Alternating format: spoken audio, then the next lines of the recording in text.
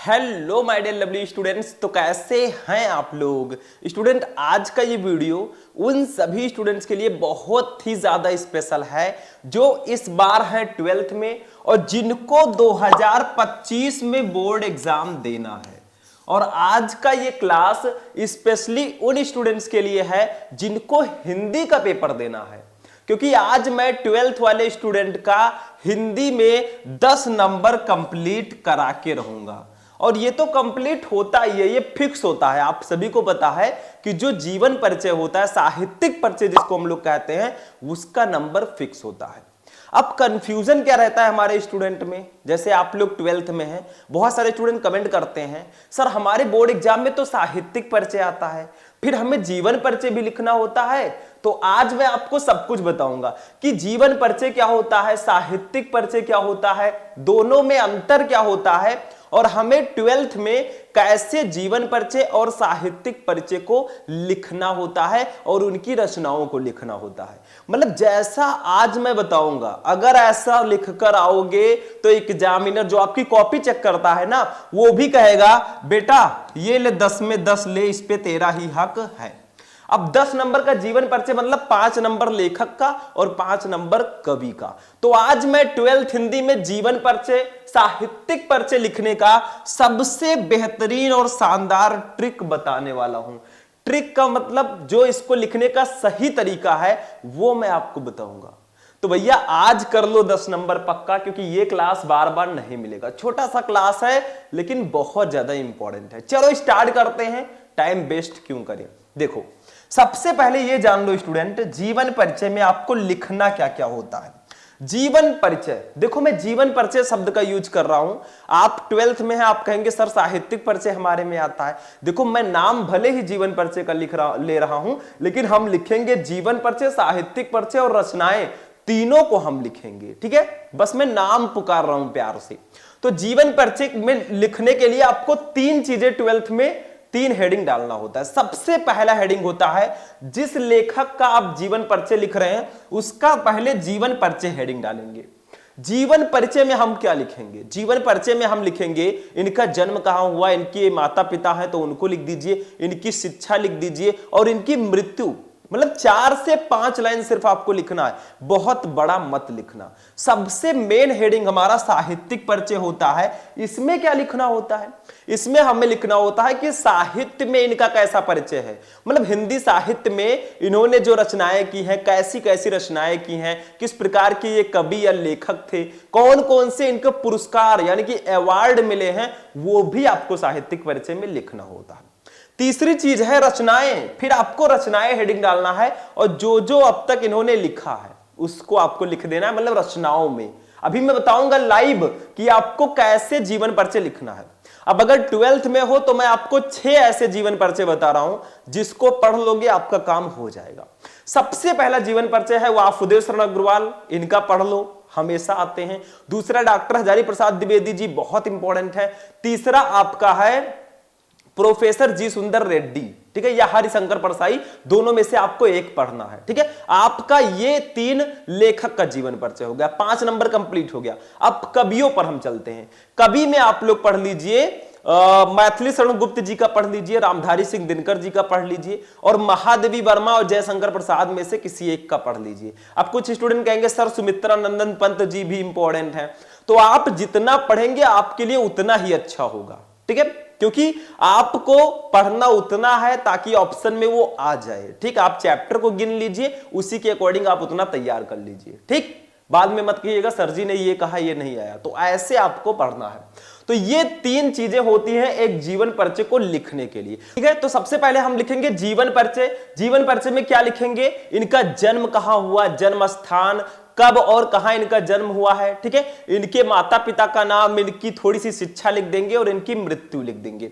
साहित्यिक परिचय में हम क्या लिखेंगे? साहित्य में इनका कैसा परिचय है, किस प्रकार के ये लेखक या कवि हैं, किस प्रकार की रचनाएं करते हैं, ठीक है, करते थे, और इनके जो अवार्ड है, पुरस्कार जो इनको मिले हैं वो भी हमें लिखना है। रचनाओं में तो जो इन्होंने लिखा है वो सब आपको लिख देना है। तो ये तो था कि आपको कैसे जीवन परिचय लिखना है, एक रोड मैप मैंने आपको बता दिया कि ये हेडिंग डालना है। अब हम एक लेखक का जीवन परिचय लेंगे और उसको लिखना सीखेंगे, कैसे आपको लिखना है। देखो, सबसे पहले हम एक लेखक का जीवन परिचय ले लेते हैं। इनका नाम है आचार्य हजारी प्रसाद द्विवेदी। ये बहुत इंपॉर्टेंट है, हमारे 12th हिंदी में इनका जीवन परिचय काफी ज्यादा आता है। तो इनके जीवन परिचय को लिखेंगे कैसे? 3 हेडिंग रहता है, जीवन परिचय, साहित्यिक परिचय, रचनाएं। ये हेडिंग आपको नहीं डालना है, ये ऐसे रहेगा, ठीक है। आपको केवल आचार्य हजारी प्रसाद द्विवेदी हेडिंग डालना है, फिर जीवन परिचय ऐसे हेडिंग डालना। ये हेडिंग है जीवन परिचय, ठीक है, जिसको मैंने अंडरलाइन किया है, ये जीवन परिचय आपको हेडिंग डालना है। फिर आपको लिखना है, हिंदी के श्रेष्ठ निबंधकार आचार्य हजारी प्रसाद द्विवेदी का जन्म सन 1907 ईस्वी में बलिया जिले के दूबे का छपरा नामक ग्राम में हुआ था। पहली लाइन बहुत इंपॉर्टेंट है कि डॉक्टर हिंदी के श्रेष्ठ निबंधकार आचार्य हजारी प्रसाद द्विवेदी जी का जन्म सन 1907 ईस्वी में बलिया जिले के दूबे का छपरा नामक ग्राम में हुआ था। मतलब इनका जन्म कब और कहां हुआ था, ये आपको फर्स्ट लाइन में लिखना है, जीवन परिचय हेडिंग डाल के। उसके बाद में इनके पिता श्री अनमोल द्विवेदी ज्योतिष और संस्कृत के प्रकांड विद्वान थे। इनके पिताजी का नाम अनमोल द्विवेदी था, जो ज्योतिष और संस्कृत के प्रकांड विद्वान थे, बहुत बड़े ज्ञाता थे। तो भैया जब वो इतने ज्ञाता थे तो उनके जो पुत्र हैं हजारी प्रसाद द्विवेदी जी, वो भी होंगे। संगत का असर तो होता ही, आपको पता ही है, ठीक है। आगे देखो, हजारी प्रसाद द्विवेदी का 19 मई 1979 ईस्वी को रुग्णता के कारण स्वर्गवास हो गया। बस अब आपको इनकी मृत्यु लिखनी है, ये लाइन भी बहुत इंपॉर्टेंट है। जीवन परिचय में आपको 4 से 5 लाइन लिखना है, एक आध लाइन आप और बढ़ा सकते हैं, बस बहुत बड़ा आपको नहीं लिखना है, ये ध्यान रखना, ठीक। क्योंकि आपका लिमिट होता है, जीवन परिचय 80 शब्दों में शायद होता है, तो उतने में ही आपको लिखना है, बहुत ज्यादा बड़ा लिखने की जरूरत नहीं है, क्योंकि हमें पूरे हिंदी का पेपर सॉल्व करना होता है। सिर्फ जीवन परिचय तो लिखना नहीं है कि लिख कर चले आए, ठीक है। तो जीवन परिचय में समझ में आया कि इनका जन्म कब और कहां हुआ, इनके पिता का नाम, इनकी शिक्षा थोड़ी सी लिख सकते हैं अगर आप लिखना चाहें, और इनकी मृत्यु लिखिएगा, बस जीवन परिचय हो गया। अब आप कहेंगे सर जी ये तो हजारी प्रसाद द्विवेदी जी हैं, अभी वासुदेव शरण अग्रवाल जी का आ जाए तो क्या करेंगे? सेम प्रोसेस, उनका जन्म, जन्म स्थान, उनके पिता हैं तो उनका नाम, उनके शिक्षा थोड़ी सी, और उनकी मृत्यु। अगर कोई कभी भी आते हैं तो भी आपको यही प्रोसेस अपनाना है, ठीक है। फर्स्ट हेडिंग जीवन परिचय। दूसरा हेडिंग देखिए, मैंने बताया 3 हेडिंग इसमें रहते हैं। दूसरा है साहित्यिक परिचय, खूब प्यारा सा हेडिंग डालेंगे। ये लाल, पीला, हरा, ये सब पेन बिल्कुल मत यूज करना, नहीं तो नंबर कम, तुरंत कट जाएगा नंबर। कितना भी सुंदर आप लिखेंगे, कितना भी ब्यूटीफुल आप लिखेंगे, फिर भी नंबर कट जाएगा। अट्रैक्टिव होने के साथ साथ आपको कलर मैनेजमेंट को भी ध्यान में रखना है, ठीक। मतलब ब्लू ब्लैक बेटर है। देखो, साहित्यिक परिचय का मतलब इनका साहित्य में कैसा परिचय है वो आपको लिखना होता है। देखो, हजारी प्रसाद द्विवेदी साहित्य के प्रख्यात निबंधकार, इतिहास लेखक, अन्वेषक, आलोचक, संपादक तथा उपन्यासकार के अतिरिक्त कुशल वक्ता और सफल अध्यापक भी थे। इतनी सारी क्वालिटीज थी इनके अंदर। हम सिर्फ एक टीचर हैं, हमारे अंदर यही क्वालिटी है, आप एक स्टूडेंट हैं, आपके अंदर यही क्वालिटी है। और आचार्य हजारी प्रसाद द्विवेदी जी को देख लीजिए थोड़ा सा, मतलब ये हिंदी साहित्य के प्रख्यात निबंधकार थे, इतिहास लेखक थे, अन्वेषक थे, आलोचक थे, संपादक थे, उपन्यासकार थे, और इसके अतिरिक्त कुशल वक्ता और सफल अध्यापक भी थे। इतनी सारी क्वालिटीज लेकर एक व्यक्ति अगर रहेगा तो वो कितना ग्रेट होगा आप खुद ही समझ सकते हैं। इसीलिए शायद आज हम इनको अपने चैप्टर्स में पढ़ रहे हैं, क्योंकि इनकी महानता के कारण। वे मौलिक चिंतक, भारतीय संस्कृति और इतिहास के मर्मज्ञ, बंगला तथा संस्कृत के प्रकांड विद्वान थे। मतलब वो संस्कृत के और इन सबके प्रकांड विद्वान भी थे। देखो इनकी क्वालिटीज हम लिख रहे हैं। हिंदी साहित्य में ये कैसी कविताएं, कैसी लेखनी करते थे, किस प्रकार के ये थे, क्या क्या थे, वो सब हम लिख रहे हैं, ठीक है। आगे देखो, इनके साहित्य पर संस्कृत भाषा आचार्य रामचंद्र शुक्ल और रविंद्रनाथ, ये रविंद्रनाथ कर दीजिएगा, रविंद्रनाथ ठाकुर का स्पष्ट प्रभाव है। इन्होंने विश्व भारती और अभिनव भारतीय ग्रंथमाला का संपादन किया, ठीक है। ये सब आपको लिखना होता है इनके साहित्यिक परिचय में, ठीक। इन्होंने नित्य प्रति के जीवन की गतिविधियों और अनुभूतियों की मार्मिकता के साथ चित्रण किया है। ये हिंदी ललित निबंध लेखकों में अग्रगण्य हैं। द्विवेदी जी की साहित्य सेवा को डी.लिट, पद्म भूषण और मंगला प्रसाद पारितोषिक से सम्मानित किया गया। देखो लास्ट लाइन में मैंने इनके अवार्ड को भी लिख दिया है जो इनको पुरस्कार मिला। मतलब हजारी प्रसाद द्विवेदी जी को, इनके हिंदी लेखकों में अग्रणी हैं, द्विवेदी जी की साहित्य सेवा को डी.लिट, पद्म भूषण और मंगला प्रसाद पारितोषिक से सम्मानित किया गया। मतलब इनको डी.लिट की उपाधि मिली, पद्म भूषण मिला और मंगला प्रसाद पारितोषिक पुरस्कार भी इनको मिला। बस हो गया।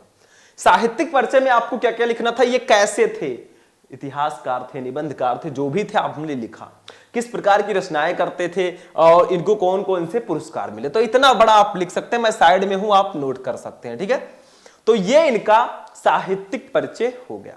अब हम इनकी रचनाओं पे चलते हैं। किसी भी लेखक या कवि का आपको साहित्यिक परिचय लिखना है, साहित्य में किस प्रकार की वो रचनाएं करते थे, क्या थे, वो सब आपको लिखना होता है साहित्यिक परिचय में। चलिए रचनाओं पे चलते हैं। रचनाएं देखो, हेडिंग डालेंगे खूब प्यारा सा, रचनाएं। ठीक है, इनकी प्रमुख रचनाएं निम्न हैं, ऐसे लिखेंगे और हेडिंग डाल डाल के इनकी रचनाओं को लिखेंगे। जैसे इन्होंने कौन कौन से निबंध संग्रह को लिखा, तो निबंध संग्रह हेडिंग डालेंगे ब्लैक से और इनके निबंध को लिखेंगे। आलोचना साहित्य में क्या लिखा उसको हेडिंग डालेंगे और लिखेंगे। इतिहास में क्या लिखा उसको लिखेंगे। देखो निबंध संग्रह में इन्होंने अशोक के फूल, जो आप में चैप्टर है, कुटज, विचार प्रवाह, विचार और वितर्क, आलोक पर्व, कल्पलता, ये सब इनके निबंध संग्रह हैं। अब इनको जानना बहुत जरूरी है क्योंकि ये आपके हिंदी के बहुविकल्पीय प्रश्नों में भी पूछे जाते हैं कि भैया कुटज किसका निबंध संग्रह है, विचार प्रवाह किसका निबंध संग्रह है। तो आज ही पढ़ लो ना, काम खत्म कर दो। जो भी पढ़ो अच्छे से पढ़ो, दिमाग में बैठा लो, ताकि बाद में फिर बार बार ना पढ़ना पड़े। ठीक है, क्योंकि इतने बड़े सिलेबस में आप डूब जाओगे, फिर इसको याद नहीं आएगा। आलोचना साहित्य देखो, सूरदास कालिदास की ललित योजना, कबीर, साहित्य सहचर, साहित्य का मर्म, ये इनकी आलोचना वाली रचना है। जैसे ये आलोचक भी थे ना, तो आलोचना साहित्य की रचनाएं हैं। इतिहास में इन्होंने हिंदी साहित्य की भूमिका, हिंदी साहित्य का आदिकाल, हिंदी साहित्य, ये सब इनकी इतिहास की रचनाएं हैं। थोड़ा सा और होगा शायद, ये देखो अभी और है। देखो कोई जरूरी नहीं है कि आप पूरा का पूरा लिखो, आप चाहो तो रचनाओं में देखो, ध्यान देना, आप चाहो तो निबंध वाला लिख सकते हो, इतिहास लिख सकते हो और उपन्यास लिख सकते हो, जो मेन है, लेकिन पूरा लिखोगे तो ज्यादा बेटर रहेगा। उपन्यास में देखो क्या क्या इन्होंने लिखा है। देखो उपन्यास, बाण भट्ट की आत्मकथा, चारु चंद्रलेख, पुनर्नवा और अनाम दास का पोथा, ये इनके उपन्यास की रचनाएं हैं। तो आपको निबंध और उपन्यास जरूर लिखना है क्योंकि ये बहुत इंपॉर्टेंट है रचनाओं में। ठीक है, संपादन में नाथ सिद्धों की वानियां, संक्षिप्त पृथ्वीराज रासो, संदेश रासक, इनके संपादन की रचनाएं हैं। अनुदित रचनाओं में प्रबंध चिंतामणि, पुरातन प्रबंध संग्रह, प्रबंध कोश, विश्व परिचय, लाल कनेर, संदेश रासक, ये सब इनकी अनुदित रचनाएं हैं। बस रचनाएं भी हो गई। तो अगर ऐसे लिखोगे किसी भी लेखक या कवि का जीवन परिचय, साहित्यिक परिचय और रचनाएं, तो आपको 5 में 5 नंबर, 1 का मिलेगा लेखक का, कवि का मिलाकर 10 नंबर आपको पूरे मिलेंगे। एग्जामिनर भी कहेगा ले बेटा तू 10 में 10 ले जा। ठीक है, तो ऐसे आपको लिखना है। मैं एक बार फिर से रिवाइज करना चाहूंगा इसको कि आपको जीवन परिचय लिखते समय 3 हेडिंग डालना है, जीवन परिचय, साहित्यिक परिचय और रचनाएं। ठीक है, जीवन परिचय में आपको इनके जन्म, जन्म स्थान, इनकी थोड़े माता पिता का नाम, पढ़ाई और इनकी मृत्यु लिखनी है। साहित्यिक परिचय में साहित्य में इनका कैसा परिचय है, किस प्रकार के ये लेखक या कवि थे, किस प्रकार की रचनाएं करते थे, इनको कौन कौन सा पुरस्कार मिला। रचनाओं में इनकी जितनी भी रचनाएं हैं सबको लिख दीजिए, काम खत्म। तो अगर ऐसे लिखकर आओगे जीवन परिचय या साहित्यिक परिचय, तो आपको एग्जामिनर पूरे के पूरा नंबर देगा, वो मजबूर हो जाएगा आपको पूरा नंबर देने के लिए। तो आज का क्लास कैसा लगा? अच्छा लगा हो लाइक ठोको, सब कमेंट करो, सब्सक्राइब करो। मिलते हैं फिर नेक्स्ट वीडियो में किसी नेक्स्ट टॉपिक के साथ। तब तक के लिए जय हिंद।